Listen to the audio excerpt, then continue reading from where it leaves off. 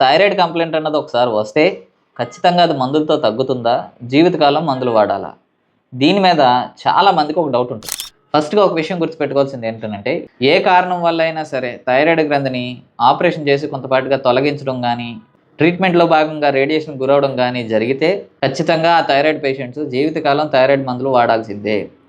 రెండో రకమైన thyroid conditions ఉంటాయండి. గ్రంథి అంతా కండిషనింగ్ బానే ఉండి, కేవలం లైఫ్ స్టైల్ చేంజెస్ వల్ల మాత్రమే థైరాయిడ్ వస్తే 100% ఈ థైరాయిడ్ పేషెంట్స్ ఎవరు కూడా జీవితకాలం ఇబ్బంది పడక్కర్లేదు.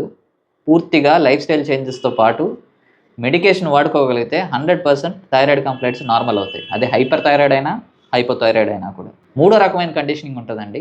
ఆటో ఇమ్యూన్ థైరాయిడ్ కండిషన్స్ అని. ఇవేంటనంటే బాడీలో మన ఇమ్యూనిటీ మన మీదే ఫైట్ చేయడం వలన టిష్యూ డ్యామేజ్ అయ్యి ఇలాంటి కండిషన్స్ వస్తుంటాయి. ఒక ప్రాపర్ ట్రీట్మెంట్‌లోకి వెళ్ళగలిగితే ఇలాంటి ఆటో ఇమ్యూన్ థైరాయిడ్స్ కూడా 100% తగ్గుతాయి.